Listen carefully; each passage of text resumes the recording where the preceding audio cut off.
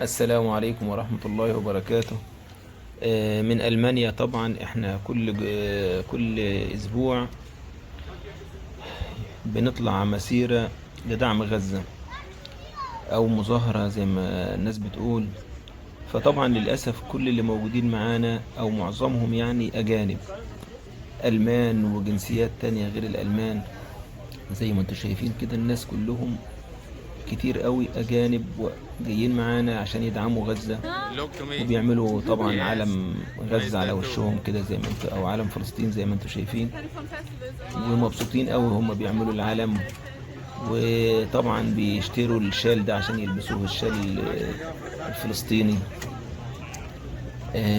وطبعا ألمانيا موجود مليانة مسلمين ومليانة عرب، ولكن قليلين خالص وجودهم. فطبعا يا ريت يا جماعة، احنا يعني اللي محتاجينه منكم انكم تدعمونا بس. الفيديوهات دي تشيروها على صفحاتكم، خلوا العالم كله يشوف. يعني كل واحد اكيد ليه صديق اجنبي او ليه او عنده اصدقاء اجانب على صفحته. فعايزين العالم كله، يعني الحاجات دي بتعمل نتيجة جامدة جدا، والناس دي بتضغط على حكوماتها. يعني مش زينا بيخافوا، لا الناس دي بتتكلم وبيتظاهروا وليهم صوتهم مسموع.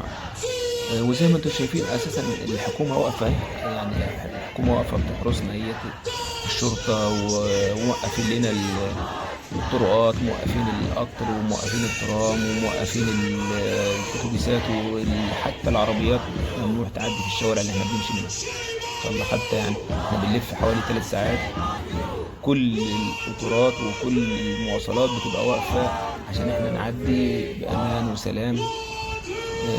فيا ريت اللي محتاجينه منكم تدعموه، والدعاء لأهل غزة وأهل فلسطين. ربنا يا رب ينصرهم، ربنا يفك كربهم، ربنا يطعمهم ويسقيهم،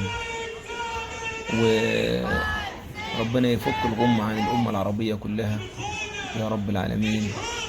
وتحياتنا ليكم، والسلام عليكم ورحمة الله وبركاته. هسيبكم بقى تتفرجوا على الفيديو، وطبعا محتاجين منكم بس دعمكم انكم انتوا تشيروا الفيديوهات ديت عشان اكتر عدد من الناس يشوفها.